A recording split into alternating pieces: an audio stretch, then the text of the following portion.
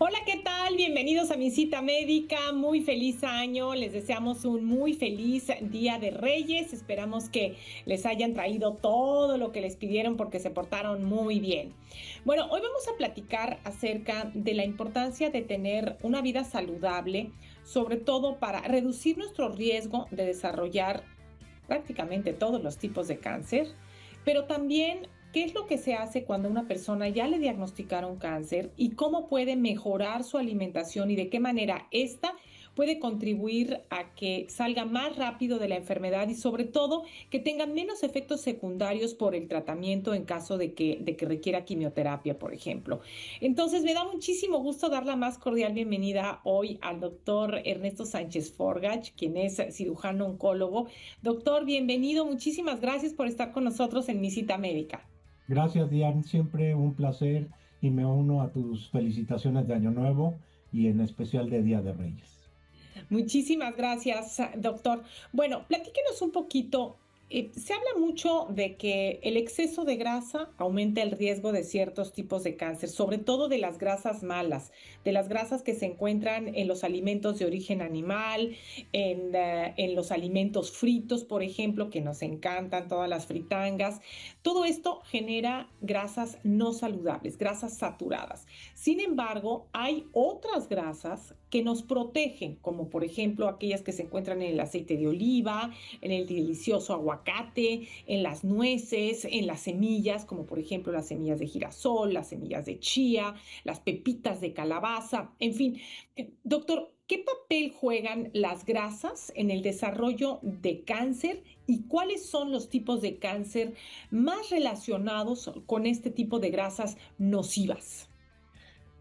Pues Diane, estamos tocando un tema bien complejo porque en algunos casos se habla, tocaste el tema de las semillas y para ciertos padecimientos, en cuanto los estabas mencionando, me vino a la mente los divertículos y entonces esos están prohibidos ahí y te Claro. aumentan el riesgo de una diverticulitis o una diverticulosis.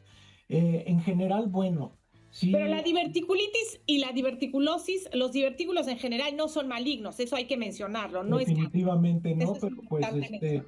yo que los padezco, los mencionaste y dije, bueno, yo no me puedo comer eso porque me va muy Claro, mal, pero claro. finalmente sí son alimentos que tienen hormonas naturales, que tienen estas grasas no saturadas, que son las que favorecen ciertos procesos y siempre lo más importante no es que quitemos una cosa y aumentemos otra, sino que tengamos un balance perfecto. Entonces sí están bien establecidos cuatro grupos de alimentos que te aumentan tu riesgo de cáncer, como son las carnes rojas, el exceso de, Ujú. digamos así, las carnes ultra procesadas o los alimentos que se someten a ciertos manejos, como son las salchichas, los embutidos, es el segundo grupo.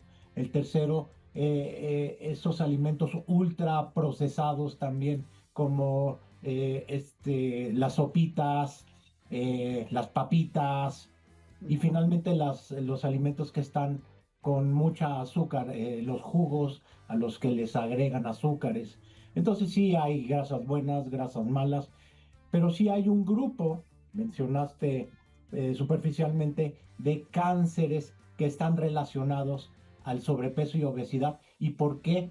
Porque en esa grasa que se tiene en el cuerpo en exceso se producen hormonas. Entonces estamos hablando principalmente de tres tipos de cáncer, dos ya bien establecidos, el cáncer de mama y el cáncer de endometrio, y uno que está más o menos relacionado, que es el cáncer de ovario. Para todo paciente que tiene sobrepeso, también en los varones, pues aumenta el riesgo en el sobrepeso del cáncer de próstata y para ambos sexos el cáncer de colon y recto. ¿Y por qué? Porque pues se habla de que existen procesos celulares que aumentan esta producción de hormonas que no son las buenas hormonas. Dentro de los estrógenos, por eso se llaman estrógenos plural, existen el estradiol, el estriol y la estrona. El estradiol y el estriol son los buenos estrógenos y la estrona es el malo. Y ese es el que se produce en la grasa periférica.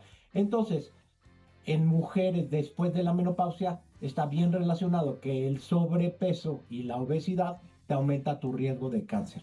Y no tan solo eso, sino que el pronóstico con sobrepeso y obesidad es peor en una persona que tiene aumento en estas características contra una persona que tiene un peso adecuado.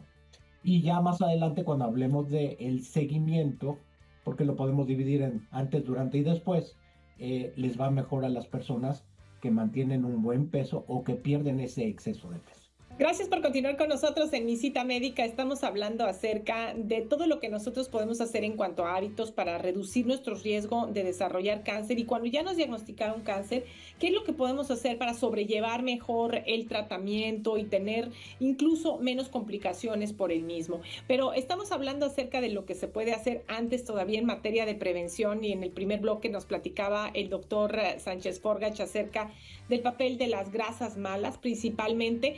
Pero por otro lado, otro punto que es muy importante y que usted mencionaba, doctor, en el cáncer de colon, por ejemplo, en el cáncer de colon y recto, la fibra es algo muy importante y la microbiota también es algo muy importante. Lo que nosotros, el tipo de bacterias que nosotros tenemos en el intestino, juega un papel fundamental también en la reducción de nuestro riesgo de desarrollar estos tipos de cáncer. Doctor, la fibra, por ejemplo, ¿por qué es tan importante para reducir el riesgo de desarrollar cáncer de colon?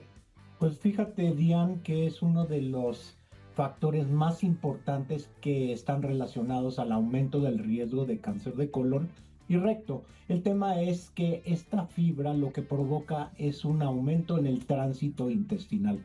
Es menos contacto de estos carcinógenos que vienen en los alimentos con las células superficiales del intestino grueso, el colon, y entonces este contacto de menor tiempo disminuye entonces este aumento de riesgo que pueden provocar estas toxinas y estos carcinógenos al estar más tiempo en contacto. O sea, el tránsito intestinal adecuado, rápido, que no se tenga un estreñimiento, está relacionado con menor riesgo de cáncer, y lo contrario es cierto.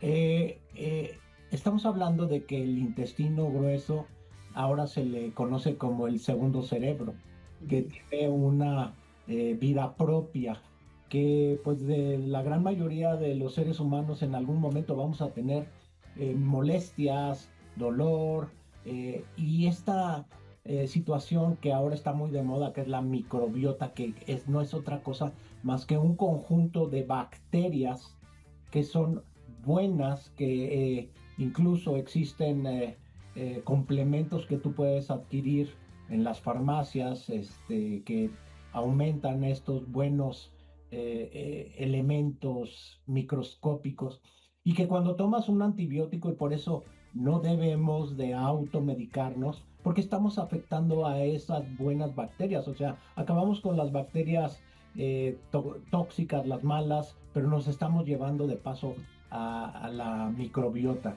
Y la microbiota también produce ciertos elementos que pues reducen el tránsito intestinal, que aumentan la captación de los alimentos y que disminuyen por lo tanto el riesgo de cáncer. Ahora bien, doctor, una vez que ya le diagnosticaron cáncer a una persona, ¿por qué es tan importante que tenga una alimentación saludable, que haga actividad física, que continúe moviéndose, que duerma bien? ¿Qué papel juega todo esto tanto en la prevención del cáncer como cuando ya se tiene un cáncer?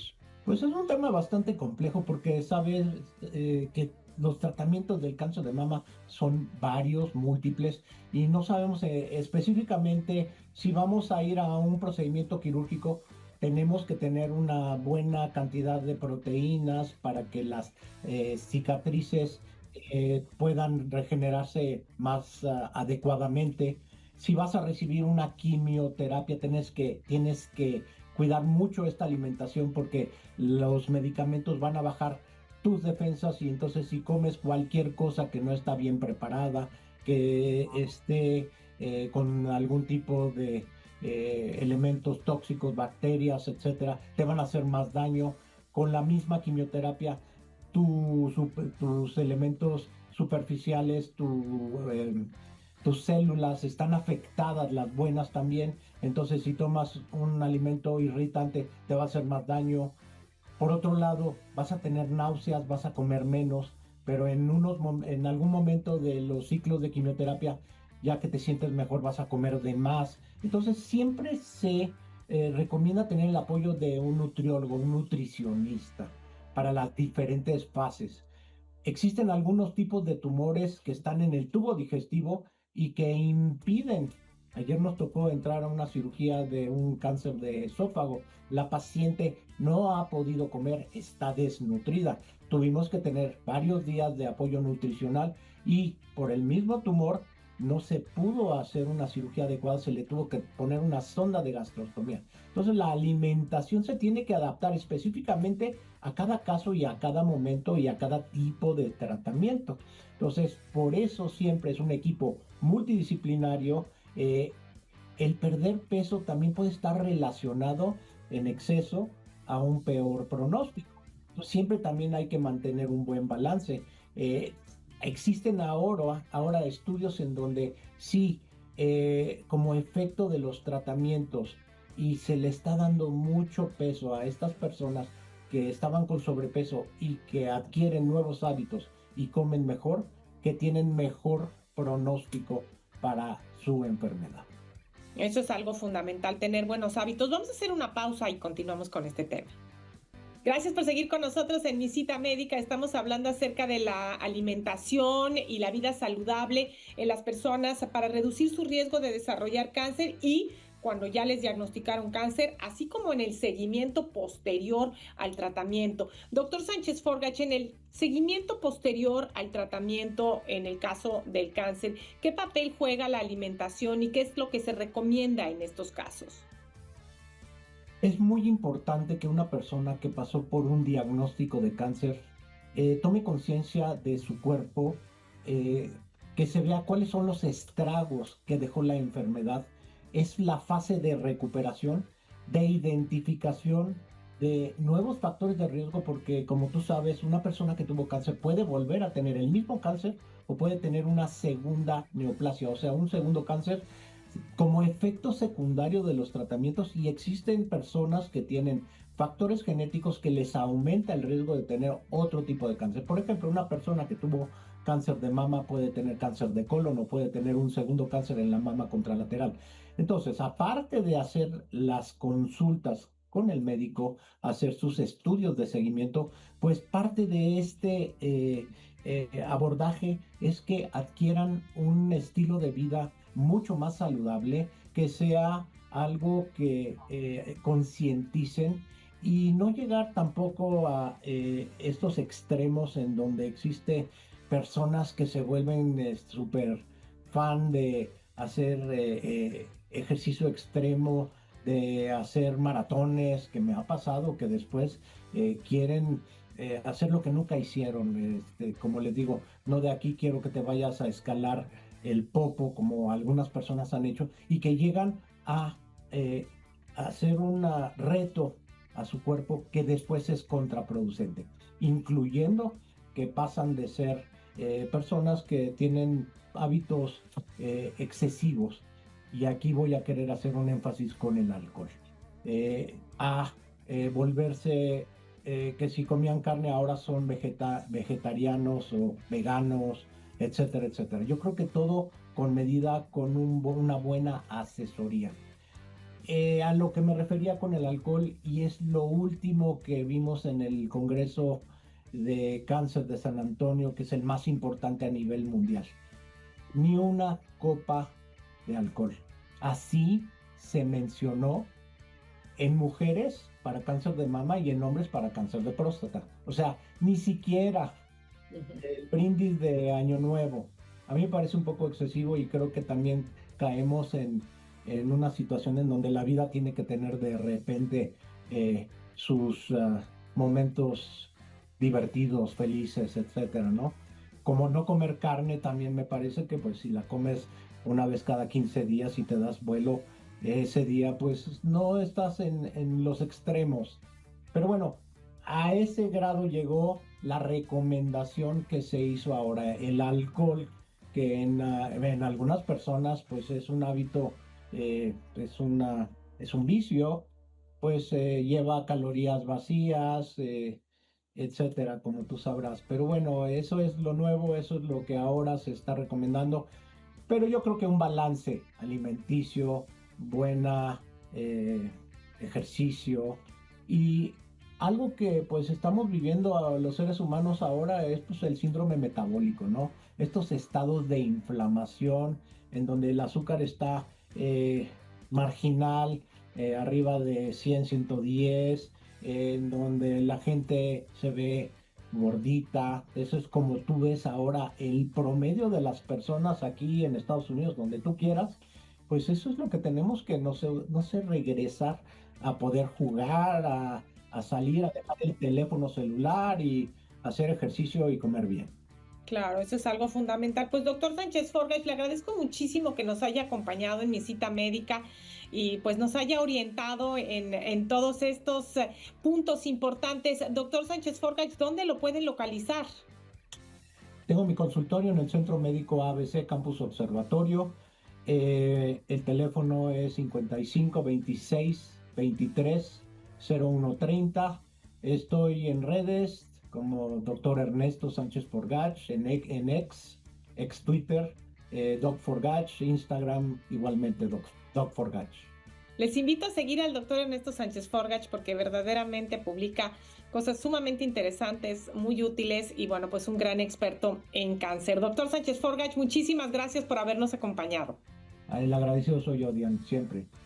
Nosotros hacemos una pausa y regresando les voy a dar algunos consejitos de cómo podemos tener una vida saludable y como decía el doctor Sánchez Forgach, no se trata de dar un giro de 180 grados y volvernos triatletas de la noche a la mañana, no, es poco a poco y cada cambio, por pequeño que parezca, puede tener grandes resultados al final. Hacemos una pausa, regresamos.